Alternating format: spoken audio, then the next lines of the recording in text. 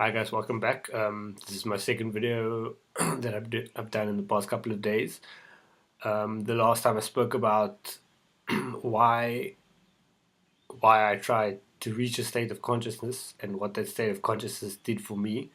Um, Something I think I focused last time mainly on what brought me to this place where I began to seek some sort of conscious way of living, some sort of awareness, and what I've kind of gained from that in the past couple of months, particularly. Just to recap, something that was important for me was the process of moving through dance, and making that connection that my life is like a dance, and this process, the spiral that we go through on a regular basis of the way things play out, um, is representative of that dancing process. So I come with the situation and it's difficult and it's stressful and I'm struggling with it and I'm attached to it and I'm making it part of my identity and I'm fulfilling that role, and I get so caught up in this one particular or these two or three particular situations for a week or for 2 weeks, and then I manage to dance with it or move with it or exercise with it, and when I do something physical particularly, that stuff starts to turn a bit. It makes sense, and I'm able to let it go more easily and move on with my life. Um, so what I wanted to speak about today was, this since the last video, I've been experiencing a state of stillness, and the stillness is a place where I can.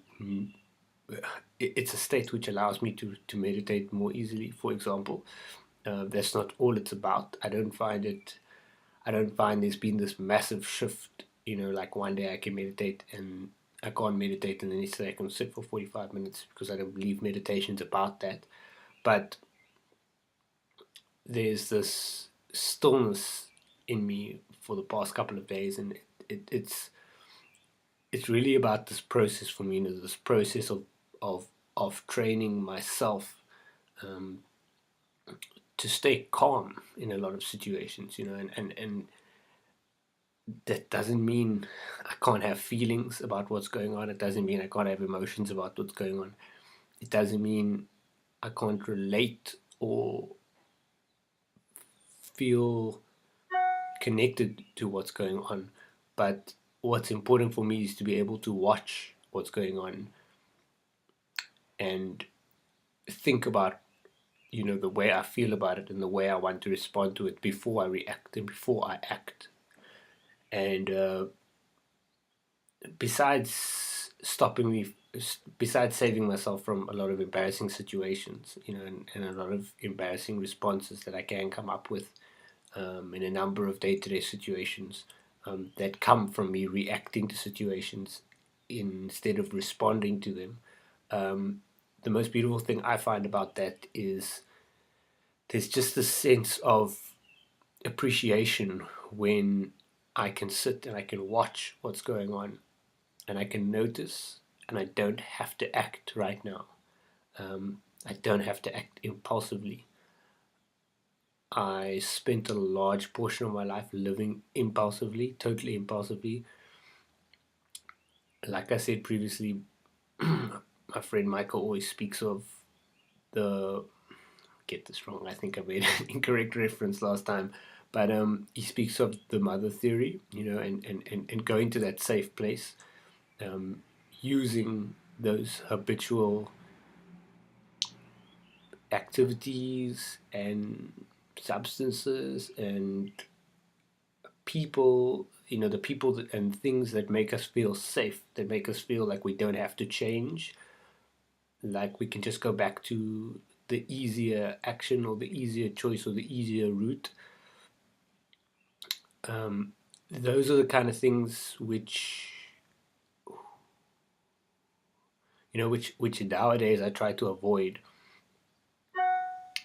But they arise in situations that make me uncomfortable and make me want to react.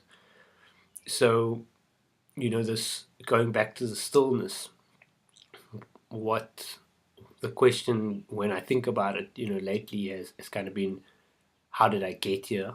I have been fairly aware of it, and it's been this process of doing things on a regular basis, like sharing, like I'm sharing with you guys now, um, with other people on a day-to-day basis.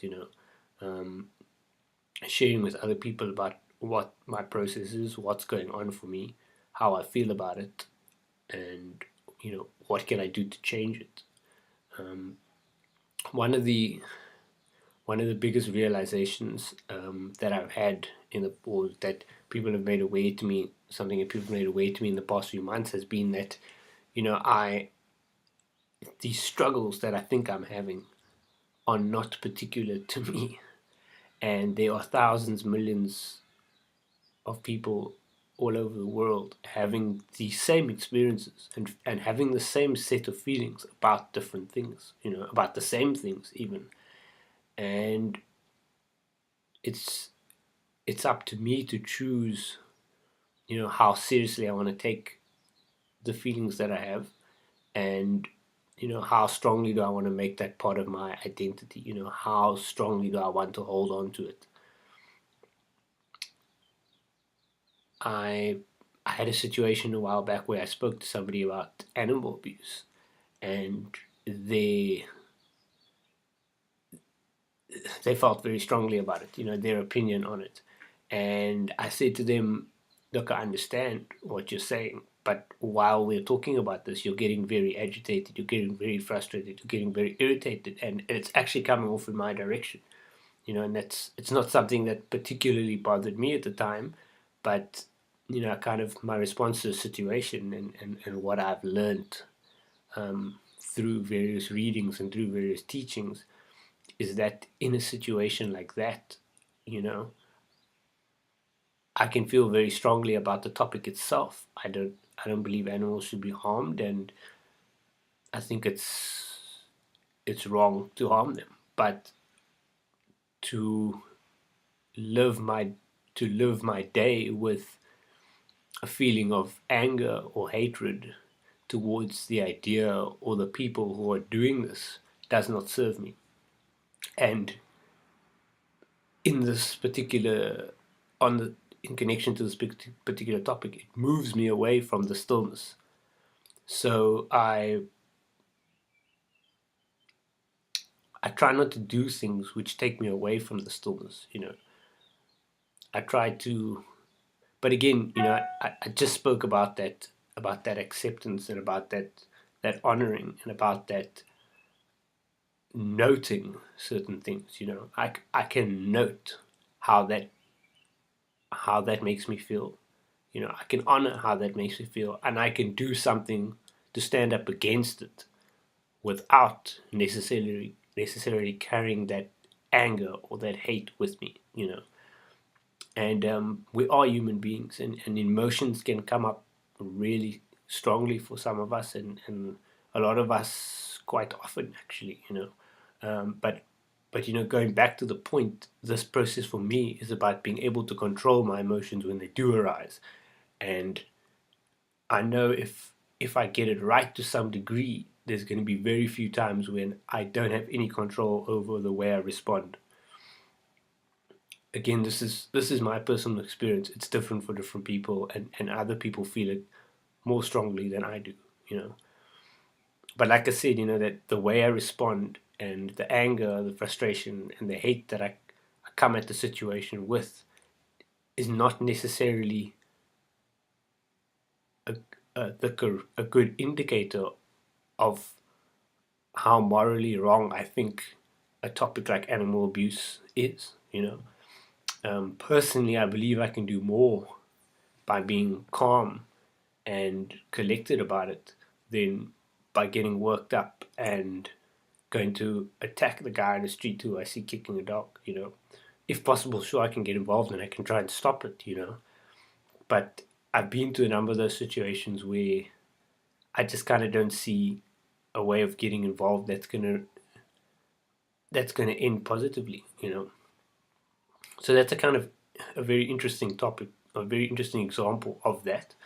Um, it came up for me or that I had that experience while I was reading or listening to The Power of Now by Eckhart Tolle, and his perception on world change, in a sense, is that the best way to change the outside is to change the inside, and that was kind of the thought I heard that put me on that way of thinking, onto that way of thinking.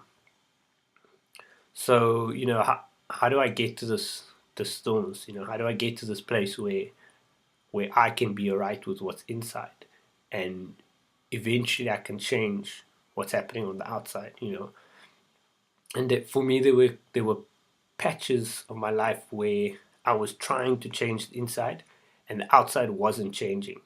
And the difficulty that I had was every time I looked out of the window, through my eyes, and I saw what was going on around me or outside of me, it I mistook it for what was going on, or I assumed that it directly affected what was going on inside me.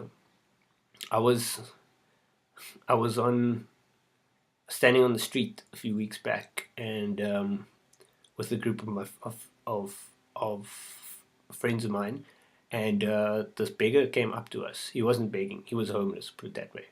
And he looked kind of like, he had a little bit to drink. He wasn't extremely drunk, and he started speaking to us, and he told us his name's James, and he's been sleeping in the same spot for a certain amount of time, good couple of years, and he basically told us about how he was content. I think in a small way, after hearing the length of time that he spoke for, he maybe sought after a little bit of human interaction, which is, a natural need.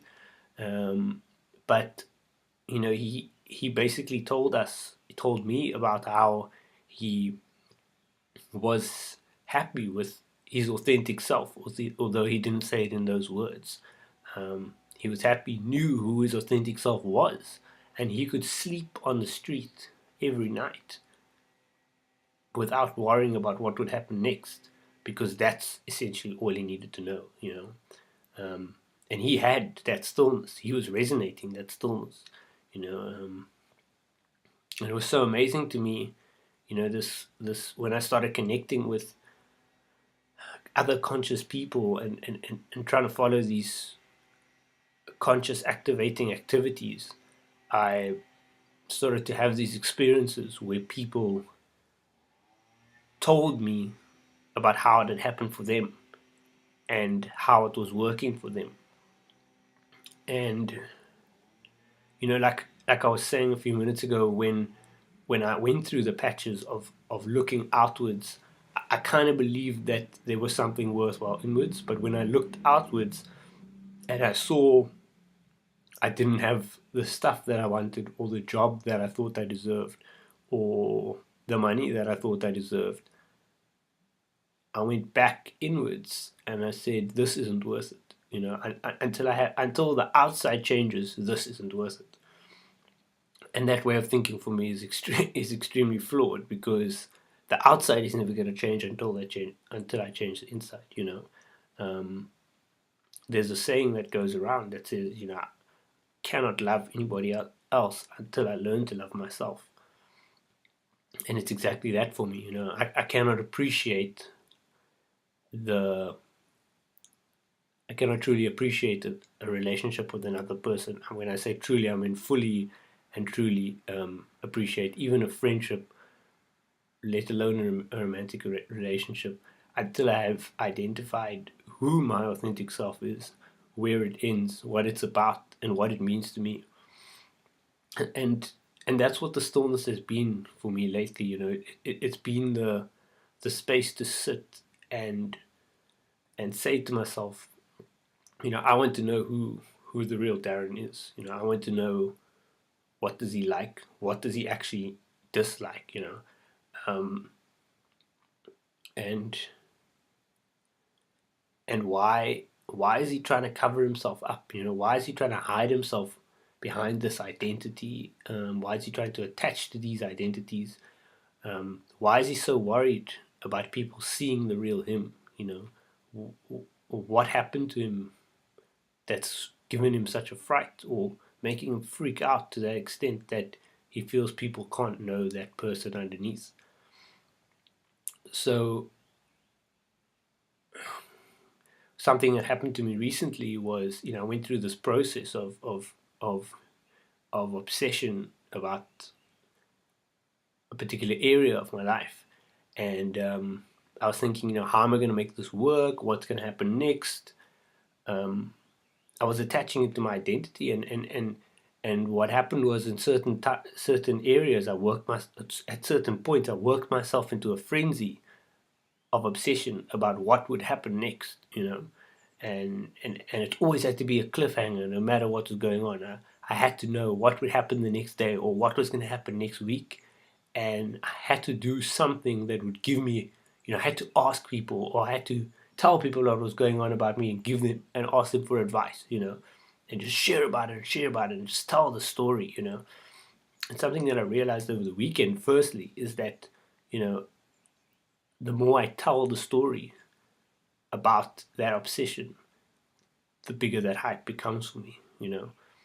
There's the odd case where lately I've been telling these stories, and I've been realizing while I'm telling the story how many times I told the story in the past 7 days, and then it clicked for me, hey, the story, I'm creating the hype for the story. And you know if I create this hype, it's going to take up a certain amount of my brain activity. um, which means essentially I'm attaching to it. Whenever I meet somebody, I've got to tell them about this hype, about this obsession. And if I don't, I worry that they won't know that that's part of the real me. Again, it's attaching to that identity, covering up my true identity, my authentic self, with this with this particular area of my life. Because you've got to know Darren. If you know Darren, you've got to know that he's a web designer, that he's a web developer. And or that he's a dancer, and that he dances, and that he's a conscious being. Um, and it's interesting because I've got to tell people about myself. I've got to tell them about the experiences that I've had to interact with them. But I had a really strange month where I think I didn't tell anybody what I did for about 2 or 3 weeks work-wise. And that's very different for me because I need to do it in order to make new connections and get new business. But at the same time, it was a wholesome thing to realize, and it was a calming thing to realize, because I realized that that was no longer part of my identity. And it then means I can go back and focus on it more, because I'm not totally attached to it. It's not my obsession. I don't need to tell people about it in the first sentence, in the first 5 minutes of introducing myself. I can feel like a real human being without mentioning it. That's a little check for me. So yeah, I think I got a little bit off track there, but my idea was that through a recent experience of mine, I came to this place where I looked at the obsession, a couple of points actually, and again, this happened through the dance, but it also happened through the commentary and the stories that happened in between the dances. I reached this point where this thing was the focus of my mind, of my thoughts, and I used the analogy the other day, or the metaphor, that I've got this banner plastered in my head, and this topic was all over it. And at one point it hit me that the the topic itself was not what I was, what needs attention here. There's something else. There's that need, there's that desire, there's that emotion, that or trauma that I felt really long ago, that I'm trying very hard not to experience by looking outwards. And there's something that I don't feel good about in here. And when I don't feel good about it in here, I peer out the window and I go, hey, I like that, that pony looks nice. If I get that pony, I'll forget about what's going on in here. Um, and for me, that's not the way I want to live. I want to be happy with what's in here, and there's going to be bits and pieces that I don't like, but slowly over time, I get acquainted with them. And I think something else that's happened for me is the more I share, the more I get vulnerable, more honest I get with other people about who the real me is and what he feels uncomfortable about. The more I realize that you know nobody nobody nobody feels so strongly about it as I do. Nobody else is embarrassed about it or ashamed. And I think I said something about it previously in the last video, but when I share that stuff, I actually get more connectivity instead of less. So it's really important for me to be able to dive down and tackle that stuff and get into you know those areas that I really feel I'd rather just leave alone and cover up. But I find what's awesome about this kind of work and this sort of process is that once I've addressed it, once I've taken the blanket off, it's very hard to put it back on, and to pretend, like it didn't happen, or I don't know about it, or I don't know what's really going on, because I do now. And I may not be able to pinpoint it, but something somebody said to me a while back is like, I personally believe that every challenge is a spiritual experience, for me to practice some sort of principle. And it's there's not, even though there are lessons in each experience, there is not always a clear takeaway. And sometimes it's just having the experience and being alright with the way it turned out, and not knowing what to take away from it. That's part of it. The fact is, there's this big cosmic plan unfolding, and I don't know how it all connects, and that's part of the magic. These things just happen, they just manifest, they just appear or work out in a certain way. And I can be grateful for that, I can appreciate it, I can get angry about it. But at the end of the day, that's not going to change the way it unfolds. But if I'm open to it and I listen to the guides that it gives me, I end up having a better experience. I end up being able to be calmer and to appreciate more of what goes on, and to drop those negative and positive words. Something I was taught was to say, when how are you doing? I'm well, not I'm good or I'm bad. Because I appreciate both ends of the spectrum, and I don't believe that if I wake up in an uncomfortable or disgruntled state, that's necessarily a bad thing, because that's what I need to go through on that particular day. Obviously, if I wake up like that every single day for 3 years, there's a problem. I'm doing something wrong, or maybe not. But the idea behind the stillness for me is that when I do notice something that I think is a problem, or that I think could be avoided, put it that way, there are these little suggestions that I can follow, which take me to a still place. A teacher of mine once said that, actually says it regularly, but he says, meditation is like a muscle, and we have to exercise it in order to get better at it and to be able to do it for longer, and to get to that place of embodiment or peace more easily. And yeah, that's very important for me. I've got a couple of things which I try and do every day, like sitting.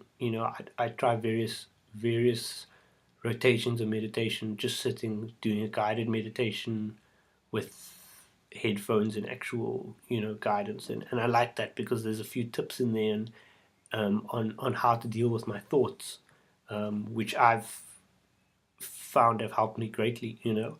Um, so that's how I stay in that still place. And what's happened for me over the past couple of months is I reach this place for short periods of time, and then I forget about it, and I forget that I got there. I forgot how it felt to be there. And one of these areas of obsession comes up, like work, or you know my relationships with other people, or getting affirmation from other people, and I get sucked into that role and that story and that way of thinking, and this need to get this to get my identity verified by other people, as an example, and I get lost in it for weeks, weeks, changing the job that I do and the way I do my job and the way I dress and the way I comb my hair. You can see I don't comb my hair at the moment, but I change all these things because I want that I think I need that acceptance from other people to be all right in here. So, for me, a good example of one of these activities is cleaning. I'm not a messy person, but from time to time, the space around me can seem chaotic, and I find when my mind is chaotic and when there's a lot of work going on, a lot of stuff that I'm stressing about, one of the best things for me to do is clean up the space, because firstly, it's just better for me to be in a clean space, and secondly, there's something therapeutic in that activity. A little bit of that OCD, seeing something dirty and being able to clean it, but it gives me that effect. Um, there's a belief that I a 12-step belief that says, or a saying that goes, I can't think myself into the right way of acting. I've got to act myself into the right way of thinking. And that was something which is fundamental to me, because my thinking by default is not really correct.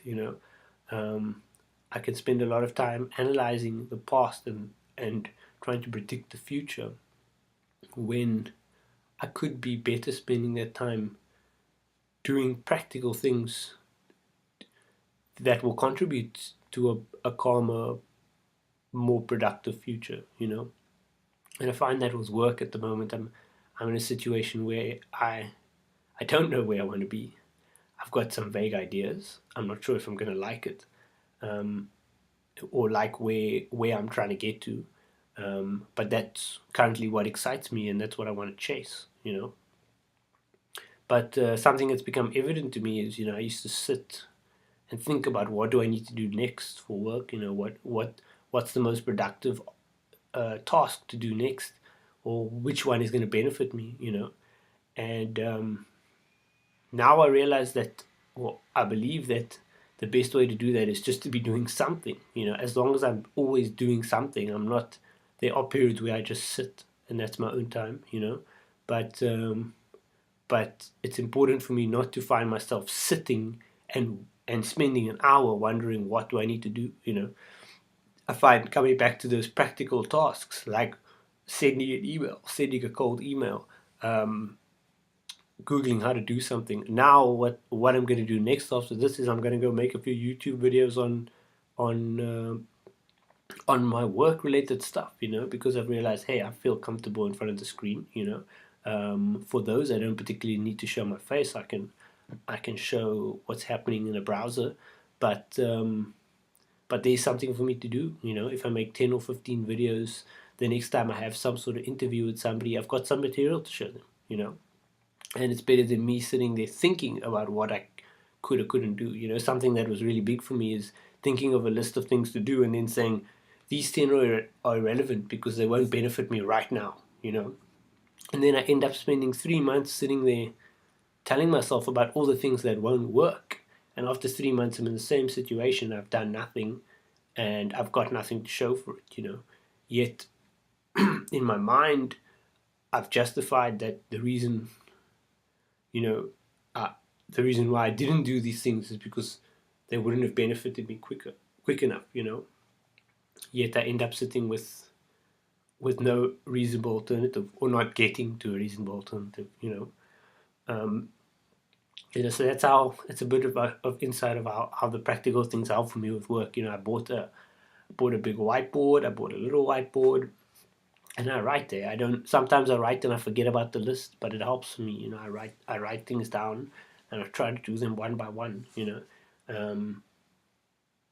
I'm currently in in a freelance sort of position, things change. The industry changes. I'm not 100% sure where I want to align myself yet. I've got some ideas, as I said, but it's time. I'm real. This is happening as I'm realizing that the best possible way forward is to go with the flow. And appreciate whatever the universe is going to give me.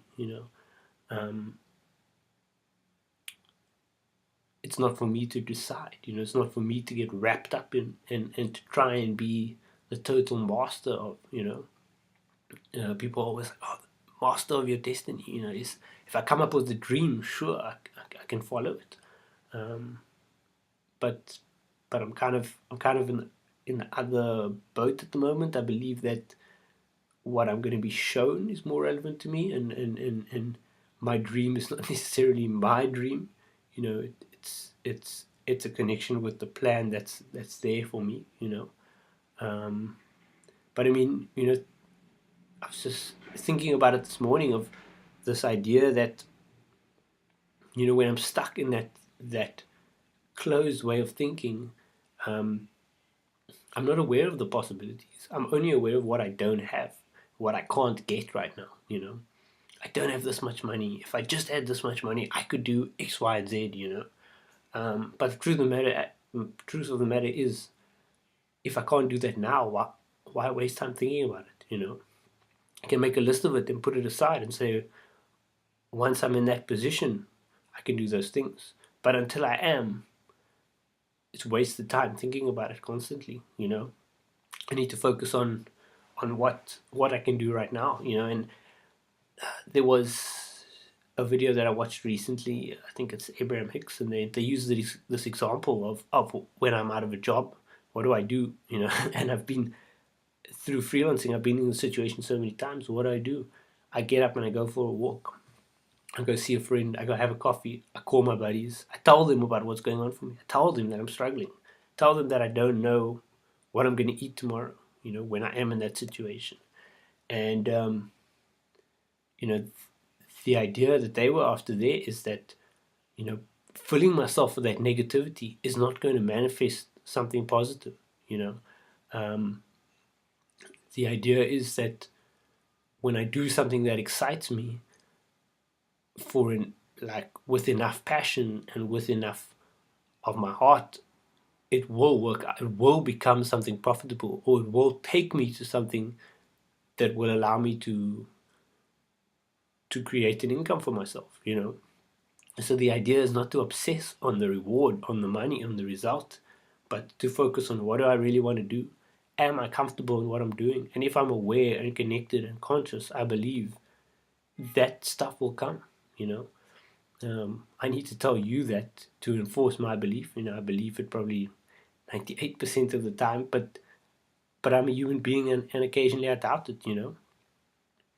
But there's something else. That reaching this still place has allowed me to look at all these things and say, this is where I'm winning, or I feel I'm doing better, and this is where I'm not. You know, um, but I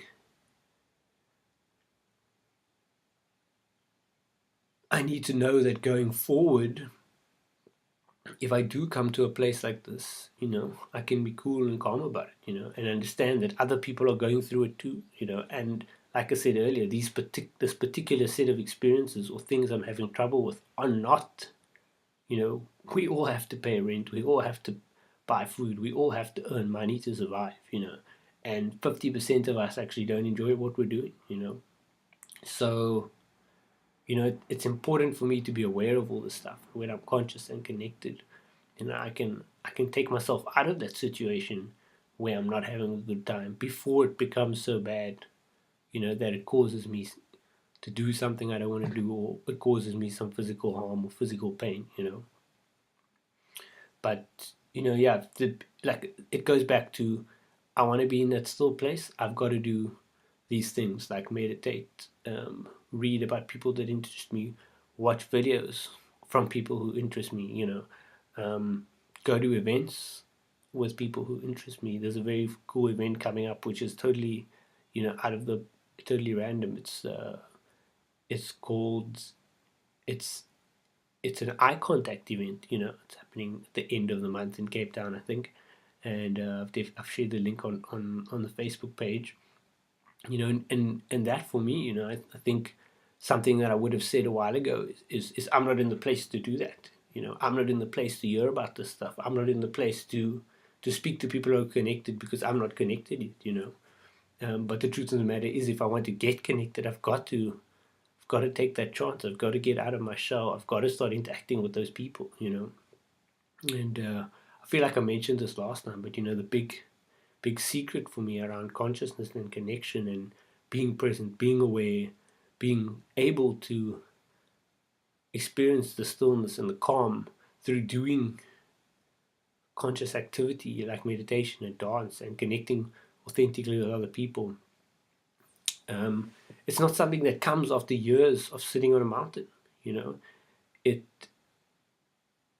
for me it I achieved it in some sense because I was sick of living a chaotic life. And but the point is, it's achievable right now. All I have to do is stop right here, right now, come back to the present, and connect with what's going on for me, connect with what's going on around me, appreciate it without getting sucked in, without taking a role, creating a story, and making what's happening for me part of my identity. Part of my being, because it's not. Anything can happen around me, but it doesn't change the way I feel about myself. So yeah, that's essentially what it comes down to for me. Being calm and knowing that's the next job I do, or the next girl I date, or the next party I go to, or class that I attend doesn't make me who I am. And in the long run, it shouldn't affect the way people view me and the way people interact with me. And I carry an energy. When my energy is healthy, people will choose to interact with me regardless of whether I do any of those things which which my egocentric self tries to associate with my identity. If I'm healthy, if my being is true, people will be attracted to me and will be drawn to me. And if it's not, I'll probably just attract the wrong people. But yeah, my point is just that stillness comes back to my connection with self, and it's achievable at any point. And I got some feedback from the last video, and while talking to one particular person about it, we didn't talk for long, but I just got this feeling that that they felt that the stuff I was talking about was not yet achievable. And again, that's not the point. The point is, it's there for you right now. Go look up other spiritual teachings. Go look up Eckhart Tolle. Go look up The Power of Now. Go look up Bashar and Abraham Hicks. These are all people which helped me to get to where I am today. But most of all, it was a process. It was a process of a lot of struggle, a lot of difficult times, trying to change and getting it wrong, doing the wrong thing when presented with a healthy decision and an unhealthy decision. And I chose the wrong thing every single time for a long time, till I got to the point where I was consciously sick and tired of that chaos, and I just said, right, this is it.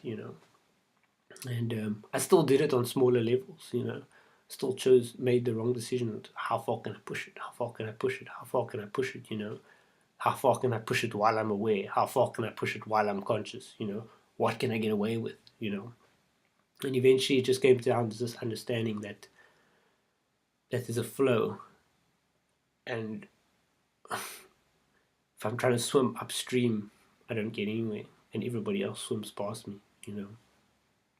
But at the same time, if I go with the flow, I just appreciate all the water around me, appreciate all the things going past. I appreciate all the experiences that I have. So yeah, stillness and calamity and reaching that place, it's possible. And it's happening for me. and I'm really grateful for it. You know, and the reason why I actually did this video right now, I didn't know really what I wanted to say. It sort of just came to me in the minute or two before I filmed it. But what's happening for me now is that I want to appreciate it, you know, and I want to share it with other people. And the more I talk about it, the harder it is to cover it up and go backwards, you know, and do things which are unconscious and are harmful to myself. You know, the best way to me to move forward is to talk about it, to diarize it, to document it, and to share it with other people. And yeah, thank you for watching. There might be a subscribe button on the video. If not, the YouTube channel, go subscribe to it. Facebook page, go subscribe to it. I'm trying to create activity on the Facebook page, interaction, engagement on the Facebook page. You know, if you have ideas or if you want to contribute or if you have events that are happening, send me a message and I'm happy to collaborate. You know, I haven't completely decided what my plans are for this platform. There are a few ideas, but one of them might be getting involved with events that are actually that are happening already, and helping to boost those where possible. So yeah, let me know if you have any questions, any feedback, anything you'd like to discuss. You know, I really like to create a community where people are speaking to me and to others about the stuff that I'm talking about, you know, and let me know whether it's relevant. Comment on the video, send me a message, send me an email, comment on the YouTube clips.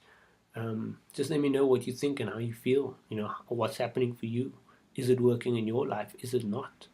And and you know, do you think you can get there? And if you don't, why not? You know, I'm not some acclaimed guru, but I have a set of experiences, and I believe that I can help other people by relating, you know, and by sharing. And we all have something that we can offer to other people if we're willing to share it and we're willing to relate, you know. On that note, if you are watching and you don't know this, there's an event every Wednesday, almost every Wednesday, at the 196 Victoria in Woodstock, and it's called Authentic Relating, 6:30 to 9, I think, and very cool group of people, and it's about this kind of stuff. It's about talking and sharing and being honest and open about what's going on for us. So check it out. I will be sharing the link, and chat to you guys soon.